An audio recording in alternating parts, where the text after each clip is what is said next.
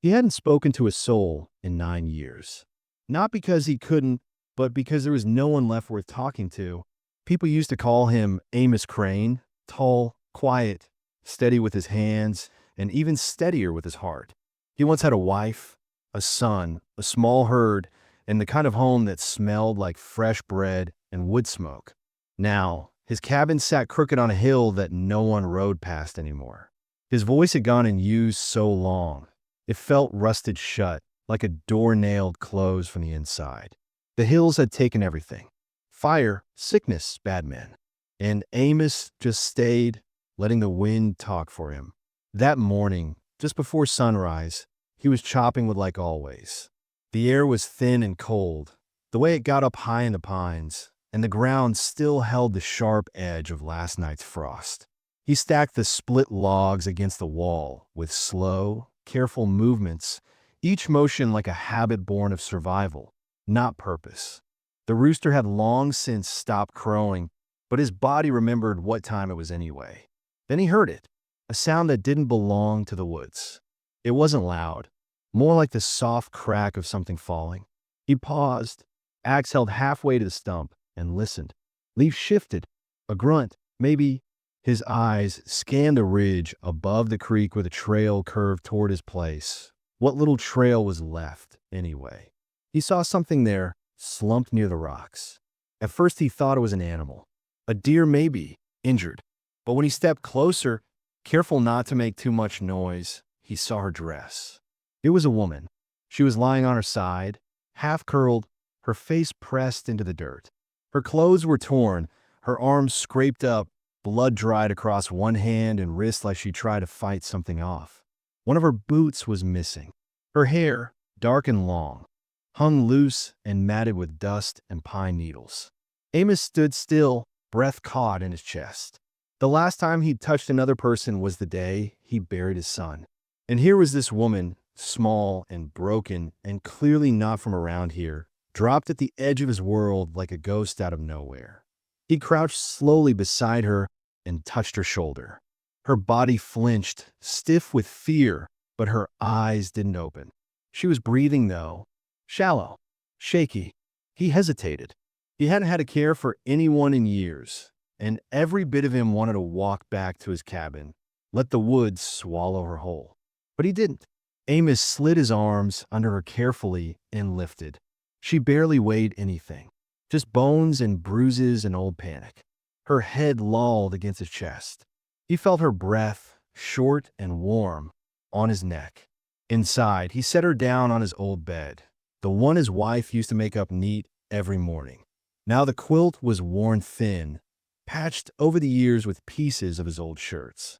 He took a step back, stood in the corner, and stared at her like she might disappear if he blinked. She didn't. She slept straight through the day. He brought in water, cleaned the scrapes on her hands with torn-up cloth, and left broth simmering on the stove. Every now and then she stirred, muttered something he couldn't make out. Her lip was split, swollen. Her cheekbone dark with a bruise, already blooming purple. He didn't ask what happened. Not yet. The next day she woke. He was sitting in the chair near the stove, boots off, rubbing the ache from his knees when her voice cracked through the silence. "Where am I?" He looked up. Her eyes were wide, scared. She tried to sit, winced, and froze when she saw him. "Safe," he said quietly, clearing his throat like dust had settled in it. "You're safe." She didn't answer right away. Her eyes moved slowly around the room, catching on every small detail. The old photograph of a boy in a wooden frame, the empty shelves, the single coat hanging near the door. Then she whispered, "I didn't know where else to go." Amos nodded, though she wasn't really speaking to him. She was somewhere else in her mind, far away from this quiet cabin. He didn't press, didn't ask her name. He just got up, poured some warm broth in a tin cup, and held it out to her. Her hands shook as she took it. They didn't talk much those first few days. She slept more than she was awake, and when she was awake, she didn't say much. Amos didn't mind. He wasn't used to talk anymore. But every time she flinched at a sound or stared too long at the door, something in him burned quiet and hot. Whoever had done that to her, He didn't need to know the details to feel the wrong in it. He built a fire every night, made sure she had clean water, boiled potatoes, warmed bread he hadn't touched in months. She never asked for any of it, but she always looked at him like she wasn't sure if she was allowed to thank him. On the sixth morning, she said, "I can help, you know. You don't have to do all this yourself." He was mending a fence post out front. She stood in the doorway, wrapped in one of his old coats. Her hair was still messy, one eye still bruised, but she stood straighter than she had. "You don't need to," he said simply, not unkindly. She stepped down the porch slowly, limping a little, but didn't stop till she reached the gate. "Please, I need to." He handed her the hammer without saying anything more. Her name, he learned later, was Eliza Milner. She was 28, same age his wife had been when she passed. She had a son once too, Eli, just 5 when fever took him. Her husband wasn't buried. He was still out there, alive, and mean. She didn't say how she'd gotten away. Not for a long while. But the way she moved when someone knocked too hard at the door. He didn't need the details to fill an arrest. Sometimes, at night, she'd sit near the fire long after he'd gone to bed. He'd hear the floorboards creak, hear the sound of the rocking chair moving back and forth. Once, when he couldn't sleep, he stepped out and found her staring out the window, eyes glazed like she was seeing something no one else could. He didn't say anything, just stood beside her, both of them quiet in the warm glow of the fire. After a while, she said softly, "Do you ever forget their faces?" He didn't ask who she meant. "No," he said. "You just learn to live with the remembering." She nodded slowly, then whispered, "I don't know how to do that yet." He didn't try to fix it, didn't offer her false comfort. But when she leaned a little toward him, he didn't move away. That night, they sat beside each other until the fire burned down to coals, and not a word passed between them. But something shifted. The cabin wasn't as quiet as it used to be. And for the first time in nearly a decade, Amos Crane didn't feel so alone. The cabin hadn't seen company in years, and yet the presence of Eliza changed things in ways Amos hadn't expected. Not right away. It was slow, like snow melting off a rooftop, one drip at a time. At first, she stayed close to the hearth, moving only when necessary. But over the weeks, she began to inch back into herself, cooking small meals, airing out blankets, planting herbs in the old boxes near the windowsill. Amos never asked her to, and she never asked if it was all right. She simply moved like a woman who needed something to care for, something that wouldn't hit back. It was after a month that she finally told him what happened. They were walking the ridgeline together, checking the fence that bordered the north end of the land. The sun had dipped behind the hills, and the pines stood tall like guards along the trail. Amos had noticed she was quieter than usual, more withdrawn. Then, without any prompting, she said, "His name's David Milner." Sheriff knew him by name. Grew up with him, even. That's how he got away with so much. Her voice didn't shake, but her grip on the wire fence did. He didn't start out cruel, not when we were kids, but something snapped in him after Eli died. Like grief gave him permission. Amos didn't interrupt. He knew that tone, the flat kind, the kind that said it wasn't the first time the words had been said, but maybe the first time they were believed. "He'd take it out on me," she said. Words, fists, silence. Whichever hurt most that day. "I left twice. Sheriff sent me back both times. Said it was just grief, that I needed to be patient. Last time, I ran and didn't stop until I couldn't walk anymore." Amos had nothing to say that could soften it, so he gave her what he could. Quiet. Safety. The kind of listening that didn't ask for anything in return. When they turned back toward the cabin, her shoulders looked lighter. Not healed, but no longer carrying the full weight alone. It was a week later that the world outside his hilltop started pushing back in. The first came in the form of a knock. Hard, sudden, and unfamiliar. Amos had been chopping wood.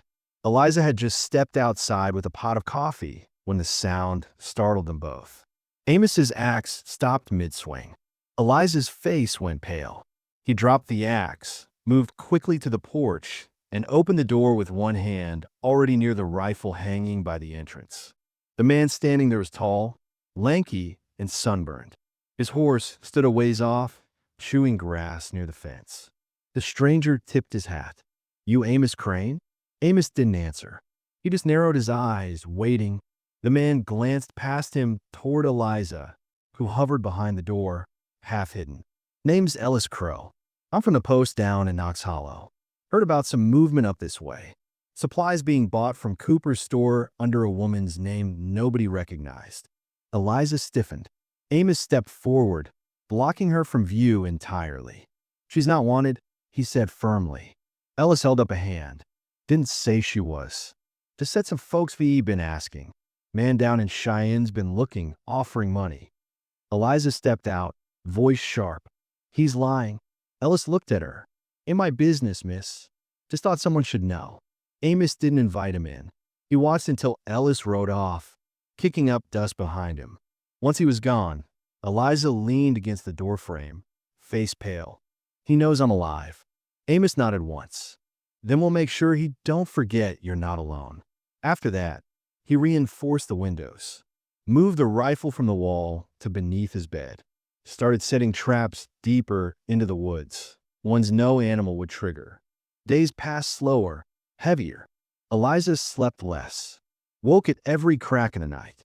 Amos started lighting a lamp near the door, not for comfort, but as a warning to anyone who might be watching.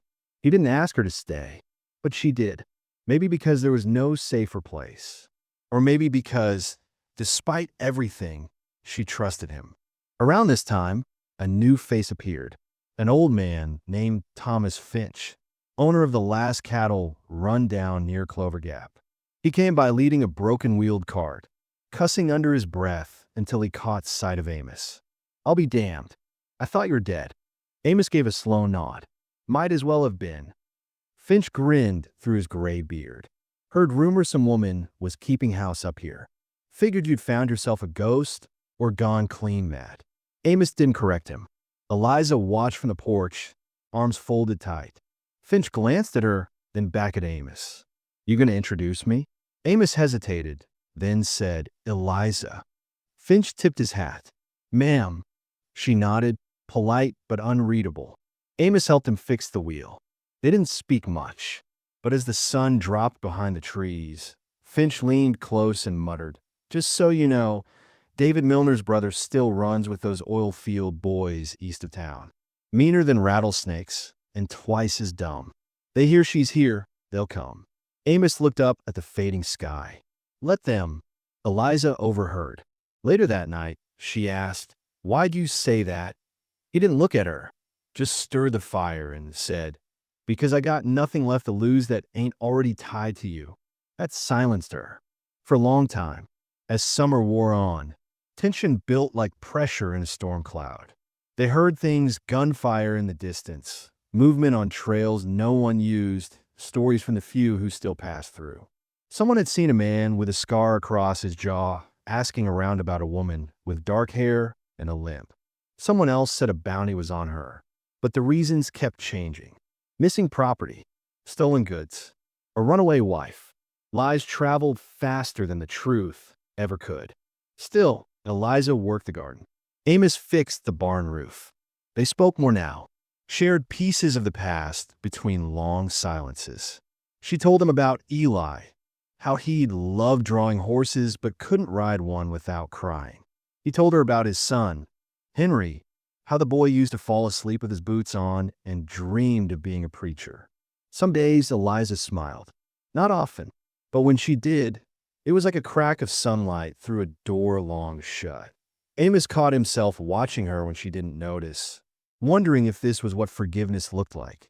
Not just hers, but his own. Then came the fire.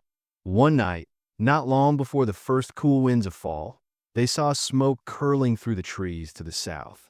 A field cabin near the old mill burnt to the ground. No one had used it in years, except it wasn't the only thing burning. Prints in the dirt, hoof tracks, shell casings. It was a message. Amos and Eliza stood on the hill and watched the glow fade into ash. She didn't speak, just stepped closer until her arm brushed his. He didn't move away. "I won't run again," she said. "I won't let you," he answered. They both knew it would come to a head soon. David, or his men, or someone worse, would make the climb up that hill. The cabin wasn't a fortress. Amos wasn't a soldier, but he was ready, because for the first time in years, he had something left to defend. And if they came, they'd learn Amos Crane wasn't dead. Not yet. Not while she was still breathing. The days after the fire brought something new with them. Not just fear, though it lingered like smoke, but something else underneath. A kind of resolve. Quiet, steady. Amos felt it in the way Eliza moved around the cabin. No longer with fear in her shoulders, but with purpose in her steps. She stopped glancing over her shoulder every time a wind shifted the trees. She started talking more, asking questions about the land, about how he'd managed to live out here for so long. And for the first time, Amos let himself speak more than just answers. They worked side by side repairing the fence again. A coyote had gotten through during the night, taking 2 hens. Eliza didn't flinch at the blood or the mess. She helped bury what was left, then quietly started laying fresh straw in the coop, muttering something about second chances, even for chickens. Amos had chuckled, just a low, breathy sound, but it caught her ear. She turned and looked at him for a long moment. "You should laugh more," she said. He shrugged. "Ain't had much reason." "You do now," she replied, without smiling. It was the closest thing to a confession either of them had said out loud. That night, as the stars came out and the wind picked up from the north, Eliza stepped onto the porch with a blanket draped over her shoulders and 2 tin cups in her hands. Amos was sitting in his usual spot, whittling an old piece of pine, not making anything in particular. She handed him a cup and sat down beside him, closer than usual. "Apple bark tea," she said. He sniffed it and made a face. "Smells like cough syrup." "Probably is," she said, "but it's warm." They sat in silence, watching the moon rise over the ridge. Eliza pulled the blanket tighter and asked, "What did you do before everything? Before the cabin? Before the quiet?" Amos looked out across the trees. "Ran a feed store with my brother. Back in Missouri." She blinked. "You had a brother?"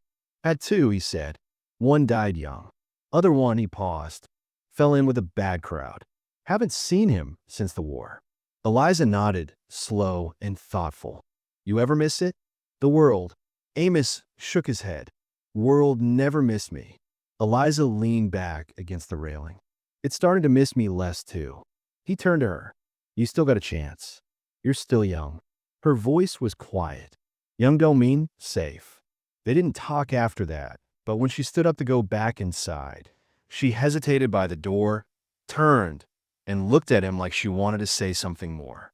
Then she left, and Amos sat for a long time holding a cup gone cold. The next morning, he woke to the smell of eggs. Real eggs. He walked into the kitchen half asleep and found Eliza at the stove, her hair braided back neatly, wearing one of his old shirts belted at the waist. She glanced over her shoulder. "Hope you don't mind. Hens laid more than I expected." He watched her for a moment, a strange warmth stirring in his chest. "I don't mind." They ate together for the first time at the little wooden table near the window. She'd found a sprig of pine and placed it in a jar between them, like it mattered. Like it made the meal worth more. Amos barely touched the eggs. He was too busy watching her take small bites, too caught up in how natural she looked there, in a place that hadn't felt like home in nearly a decade. After breakfast, she said, "We could go into town." Amos frowned. "Why?" "I need cloth. Thread. Maybe some dried fruit." He hesitated. The idea of town, of people, voices, stares, made his skin crawl. "Someone might recognize you." "I'll wear your hat," she said. No one looks at a woman in a man's hat. Just thinks she's trouble. He didn't like it, but she was right. She'd been hiding long enough. So they hitched the wagon. Amos brushed the mule, hadn't used her in weeks. Eliza packed the eggs and bread she'd made into a basket, insisting she could trade instead of buy. She looked almost excited. Amos didn't know what to do with that. Hope. It had been so long since he'd seen it in someone's eyes. Town was 3 hours by dirt trail, the kind that twisted through gullies and across shallow creek beds. They didn't speak much on the way, but somewhere near the halfway point, Eliza pointed to a hawk circling overhead. Eli used to think hawks were angels, she said they flew where people couldn't. Amos looked up. My boy thought they were spies. Watching us. She smiled. He sounded like he was clever. He was. By the time they reached the edge of town, the sun was high and the streets were half busy. People didn't recognize Amos at first. He was a ghost, after all, but a few older folks stared too long. One man whispered something as they passed the feed store. Another tipped his hat in surprise. Inside the mercantile, Eliza kept her head down. Amos stood close. She picked out cloth, buttons, salt, flour. Asked the shopkeeper about pine tar. Didn't flinch once. But as they turned to leave, a woman near the back stopped her with a hand on her arm. Eliza, she asked, voice low. Eliza froze. The woman looked older, worn but familiar. Her name was Marla, an old neighbor, once a friend. She didn't look angry, just shocked. They said you were dead. Eliza shook her head slowly. No, just gone. Marla's eyes filled. You okay? Eliza didn't answer. She just nodded, then turned and walked straight out the door. On the way home, Eliza was quiet again. Amos didn't ask what she was thinking. But just before the cabin came into view, she said, maybe I'm not a ghost anymore. He didn't know what to say, so he reached over, hands steady on the reins, and gently brushed her fingers with his. She didn't pull away.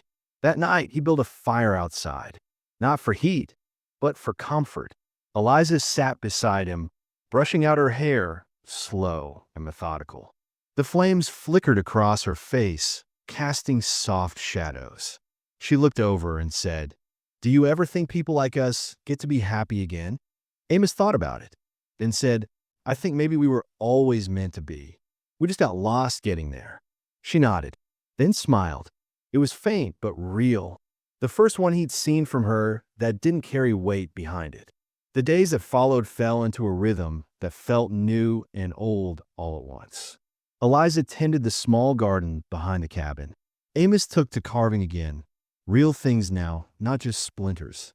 He made her a bird, then a horse. She set them on the windowsill without saying a word. But every day, he'd catch her looking at them, tracing the shapes with her fingers. One morning, he found her singing to herself while sweeping the porch. The sound startled him, not because it was loud, but because it was soft, like something she'd forgotten she could do. He didn't say anything, just stood in the doorway and listened, heart beating in a way he hadn't felt since before the fire took everything. Then came the letter. It arrived in a folded envelope, no return address, slipped into their gatepost by someone they never saw. The writing was sharp, cruel, familiar. You think you're safe? You're not. I'll find you. I always do. Eliza read it once. Then again. Her hands didn't shake. She just folded it, set on the table, and looked up at Amos. I'm not afraid. He stared at her. You should be. No, she said. I was afraid for too long. I won't go back to that. He burned the letter in the stove that night. They watched the paper curl and blacken until nothing was left. That evening, Amos made something new. A ring, carved from pine, smooth and simple. He didn't give it to her right away, just left it beside her bed, tucked into a clean handkerchief. She found it the next morning and said nothing. But she wore it every day after. Spring turned to late summer. The woods grew thick and green. The days warmer, the nights softer. And between all the tension and the unspoken fears, there were still moments, quiet, beautiful ones, that stitched themselves into something whole. Amos caught her laughing once, full and open, when a rabbit darted across the path and startled him off the porch step. She teased him for an hour. Later, he caught her humming again, hands deep in bread dough, hair loose and wild around her shoulders. She kissed his cheek that night, not out of gratitude, not out of fear, but because she wanted to. It was the first time he'd been touched that way in 9 years. They didn't talk about what they were becoming. There was no name for two broken people who found peace in each other's company. But it didn't matter. The cabin that had once felt like a tomb now held laughter, warmth, life, and though danger still hung beyond a ridge. Though they both knew it wasn't finished yet, something stronger had taken root in the space between them. Not safety, but love, the quiet kind. The kind you build slowly like stacking firewood, piece by piece. Burnable, unshakable, real. The fear didn't disappear just because the days were quieter. It simply shifted, buried itself deeper under the porch steps, inside the walls, behind every laugh or moment that felt too good to last. Even peace began to feel like something stolen. Eliza tried not to show it, and Amos didn't push. But both of them knew what they had was fragile, like glass balanced on the edge of a table. One gust of wind could send it crashing. The letter hadn't brought David to the cabin, but it brought him back into their minds. It was there in the way Eliza now triple-checked the door before bed. It was there in Amos's eyes as he started leaving the rifle beside the table at night instead of under the bed. There hadn't been another letter, no new footsteps in the woods, but silence didn't mean safety. It just meant something was coming. Eliza began having trouble sleeping again. At first, she said it was the heat. Then it was the sound of owls or the way the wind knocked a shutter loose. But one night, Amos woke to find her sitting outside on the steps, barefoot, her arms wrapped tight around her knees. He stepped out, wrapped a blanket around her shoulders. She didn't look up, just whispered, "Sometimes I can still feel him breathing behind me. Like I'm back in that house, in that bed, like I never really left." Amos sat beside her, not touching her this time, just near. "I feel my son sometimes," he said. "Not in a bad way, just like he's still around. I walk by the creek and think I hear him skipping stones." She didn't speak for a long while. Then, "Do you ever think you're broken for good?" His voice was low. "I used to. Now I think I just grew around the cracks." She closed her eyes. "I don't want to be scared forever." "You won't be," he said. But he wasn't sure he believed it. The next day, Amos rode into town alone. Eliza insisted. "I need to stay here, clean the coop, work the garden." But he could see it wasn't about chores. She didn't want to be seen. Not yet. Maybe not ever. He picked up feed, nails, flour, and tobacco he didn't smoke anymore, but carried out of habit. On the way back, a deputy stopped him outside the mercantile. Young, green, and nervous. The badge looked too big for his chest. "You Amos Crane?" Amos nodded. "Got a question about a woman passed through Clover Gap last month. Eliza Milner. You seen her?" Amos's jaw clenched. "No." The boy shifted. "Man back east says she stole from him. Left him with debts. Says she might be dangerous." "She's not," Amos said, voice low and flat. "You sure?" Amos stepped forward. "You married, son?" "No, sir." "Then don't ask questions about things you don't understand." The boy didn't follow him after that. But Amos's stomach stayed tight the whole ride home. Not because of the law, but because the lies were spreading. And someone, somewhere, was still chasing her shadow. That evening, he told Eliza. She didn't cry, didn't shout. She just sat there, face pale, fingers curled in her lap. Then she said something he didn't expect. "Maybe I should go." He turned fast. "What?" "I'm a risk," she whispered. "To you. To this place. They won't stop, Amos. He'll keep sending people, stories, trouble. I don't want to be the reason you lose what little peace you have left." He stepped closer. "You think I care about peace more than you?" She didn't answer. "You leave, and he wins. He gets what he wanted all along. I don't want you getting hurt because of me." "I already hurt," he said. "Been hurting since the day I lost everything." "But you," he stopped himself. His voice cracked. "You brought it back. This place is not just mine anymore. It's ours. And I won't go back to being half alive just to stay safe." She closed her eyes, fighting tears. "I don't know how to let someone fight for me." "You don't have to. You just have to stay." But after that night, something shifted between them. Not badly, not like a break, more like a silence that held too many words. They still worked side by side, still shared meals, still sat close by the fire. But the easy rhythm they'd fallen into now felt tight, careful, full of unspoken fears. Eliza grew quieter, not withdrawn, just thoughtful, distant. She spent hours walking the edge of the garden, staring into the trees like she expected someone to step out of them. She carved her own set of traps, clever ones, small, hidden under leaves and brush. Amos didn't ask where she'd learned it. He didn't need to. One afternoon, he found her kneeling by a tree, carving something into the bark. When he came closer, he saw the names: Eli, Ruth, Henry, all the lost ones. "I just wanted them to have a place," she said. Amos nodded, throat thick. "Now they do." A few days later, the mule got spooked. Middle of the night. Amos and Eliza both woke to the sound of panicked braying and hooves against the stall gate. Amos grabbed the rifle. Eliza grabbed the lantern. They stepped outside together. No one was there, but something had passed through. Boot prints in the dirt.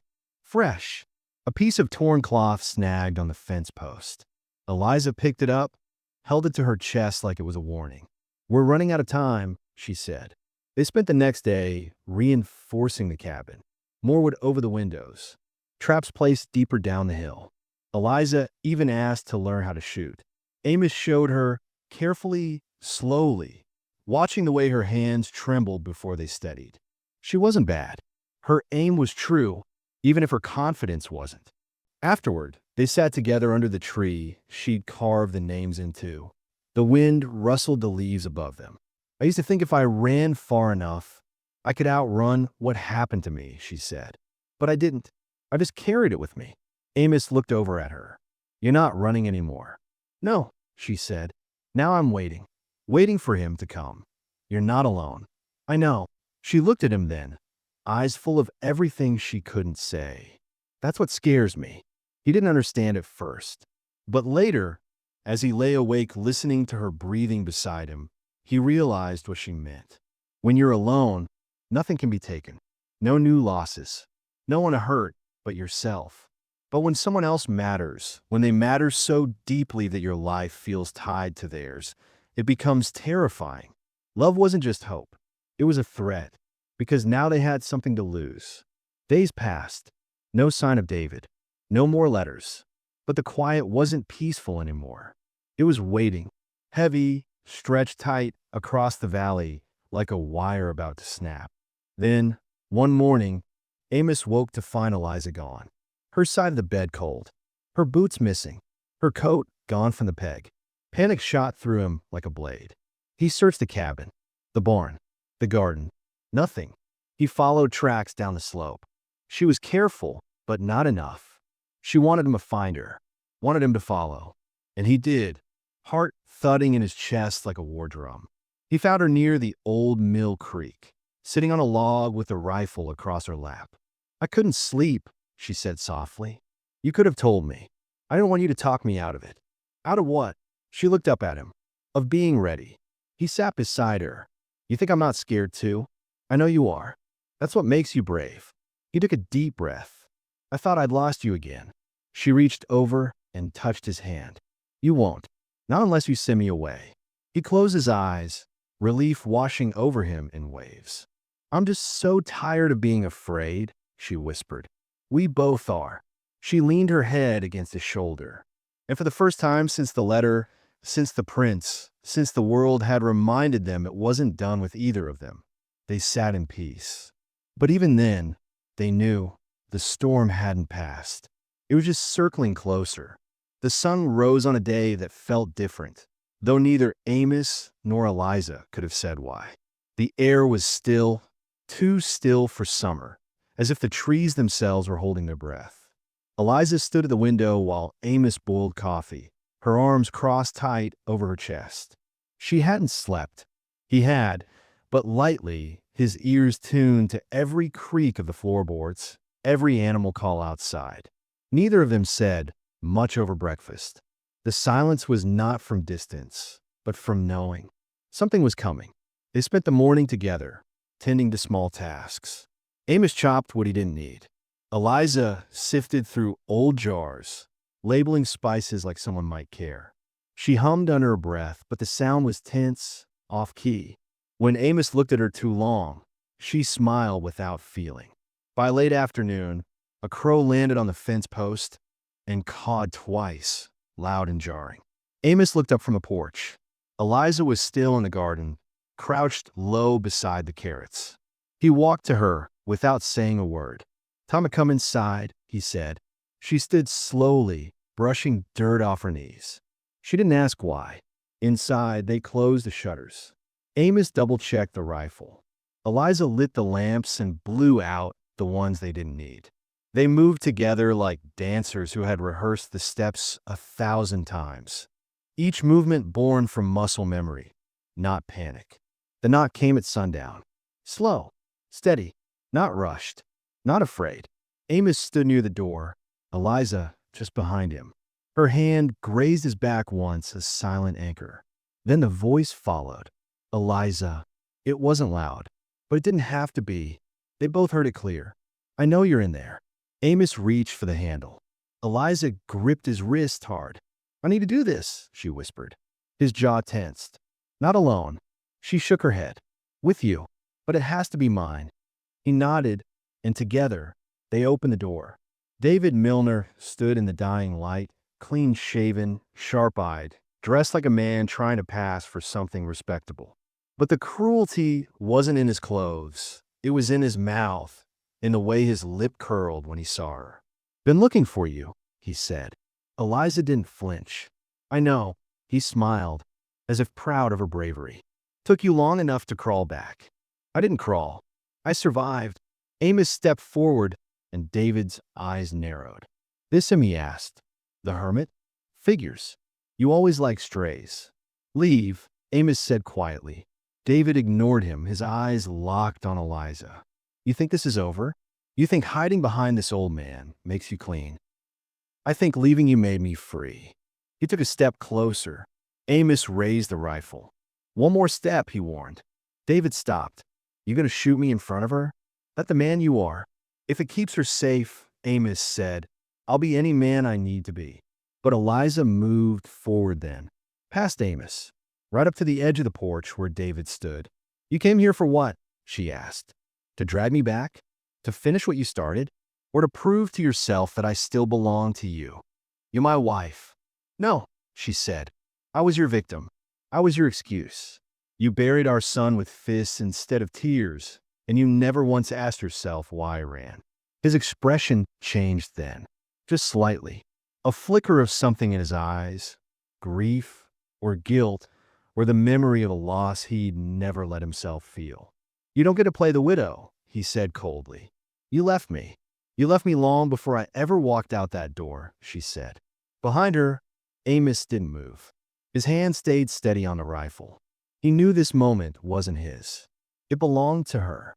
"I'm not afraid of you anymore," Eliza said. "You don't own me. You never did. And you sure as hell won't now." David's mouth twitched. "You think this little hideout changes anything? You're still mine." Eliza stepped off the porch. "I'm not yours," she said, "and I never will be again." He lunged forward, just half a step, and Amos's voice rang out like a bell. "Don't." David froze. Silence hung thick in the air. Then Eliza said something Amos hadn't expected. "You can leave now, David, or you can find out what it feels like to be the one who's scared." For a moment, it looked like David might laugh. Then he saw something in her eyes, something unbreakable, and his face shifted. He stepped back. Once. Twice. "You'll regret this," he muttered. Eliza didn't answer. She just turned and walked back into the cabin. Amos followed, never taking his eyes off David until the man turned and disappeared into the trees. They locked the door, sat in silence. Eliza's hands trembled. Her breath was uneven, but her shoulders didn't sag. Her eyes didn't fall. Amos crouched beside her. "You did it." She nodded once. "I thought I'd be more afraid." "You were brave." "I was ready," she said. "And maybe I always had it in me. I just never had the space to find out." He took her hands gently. "You have it now." She looked up at him, and something cracked, softly like ice melting. Tears welled up, but they weren't from fear. They came from something deeper, something cleaner. "Do you think," she whispered, "there's still time? For people like us?" He pulled her close. "There is now." They held each other in the fading light, not as broken people clinging to what was left, but as whole ones, newly made, scarred but living. The confrontation hadn't erased the past, but had freed her from it. And in doing so, it had freed him too. Later that night, they sat by the fire, neither of them speaking for a long time.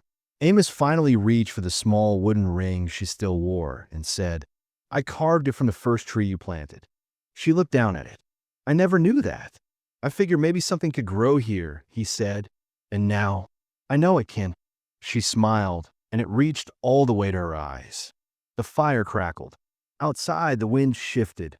The night didn't feel like a threat anymore. It just felt quiet and real. And theirs, the wind had changed. Not in a loud or obvious way, but in the small things. How the birds sang earlier, how the trees moved softer, how the silence outside the cabin no longer held its breath. The land seemed to exhale right along with them. David was gone. Whether he'd come back was a question left unanswered. But for now, the fear had lifted like smoke blown from a candle. In its place was a strange quiet, not empty, not heavy, just still, a peace earned. Amos noticed Eliza's shoulders first. They no longer curled inward, no longer carried a hidden weight. She walked taller now, even if she didn't know it. Her hands didn't tremble when she swept the porch or stirred the soup. And her eyes, once distant, once guarded, held something gentle, even playful. The kind of softness that came only after surviving something unforgivable. They didn't talk much about what had happened. Not because they were afraid, but because they didn't need to.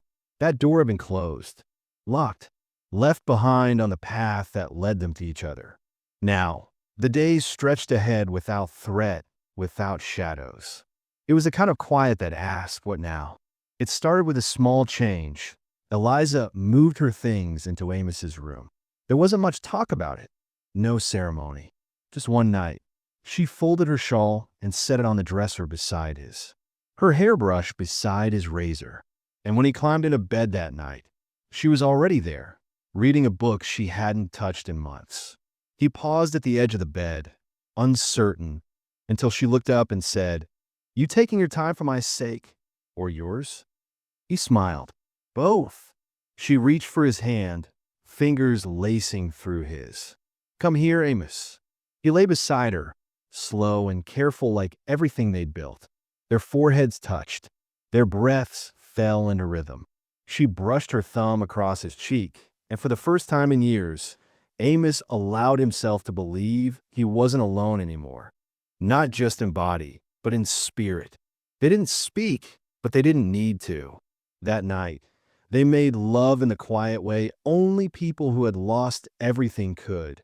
With reverence, with slowness, with an understanding of what it meant to be touched without fear.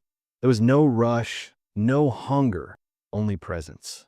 His hands traced the old scars on her back, and hers settled on the healed break in his shoulder, the one that never quite stopped aching in the cold. They learned each other without needing to ask. And when it was over, Eliza laid her head against his chest and said nothing at all. For silence, in that moment, was everything. The next morning, Amos woke before her. The sun was barely beginning to rise, and the light cast a gold glow across her face. She looked peaceful in sleep, soft, safe, hers. He didn't move, didn't breathe too loud. Just watched her and let himself believe that maybe, just maybe, this was what life had been waiting to give him. Later that day, Eliza found him carving something behind the cabin. She didn't ask what it was, just sat beside him in the grass and leaned her shoulder into his. The scent of fresh-cut cedar hung between them. "Another bird?" she asked. "Something better," he said. When he handed it to her an hour later, her breath caught. It was a house. Tiny, delicate, carved with care. "A home. I thought we already had one," she whispered. He nodded. "We do, but I wanted you to hold it, in case you ever forgot." She cupped it in her hand like it was made of glass. "I won't forget." she said. Not this time. That night, they began talking about the future. Slowly, shyly. Amos mentioned adding another room to the cabin. Maybe a place for storing tools or a new sewing table. Eliza said she might try her hand at chickens again, this time with a proper coop and not just a wire fence. Neither of them used the word forever, but it hung between them anyway.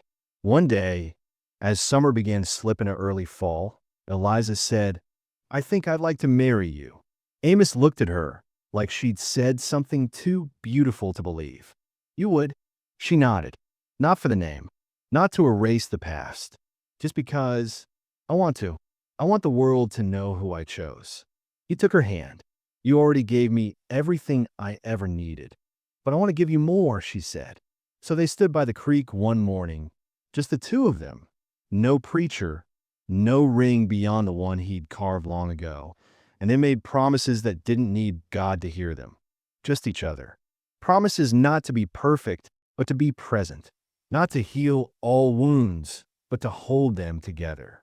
Afterward, Amos kissed her forehead and said, "You're my home now." She didn't cry, but her hand shook as she touched his face and whispered, "So are you." They didn't change much after that.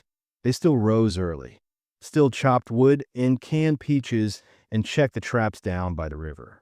But something inside the cabin had shifted. It felt full now. Not just of things, but of time, of memory, of belonging. Sometimes, Amos would catch Eliza staring out the window with a far-off look, and he'd ask, "Where'd you go?" She'd smile and say, "Just remembering who I was, and being glad I'm not her anymore." On cold nights, they'd sit by the fire, legs touching, a blanket pulled up between them. Eliza would read aloud from an old worn book, her voice steady, her fingers curled into Amos's. And sometimes he'd fall asleep to that voice, knowing he'd never again wake to a world where she wasn't there. The letters stopped. The threats faded.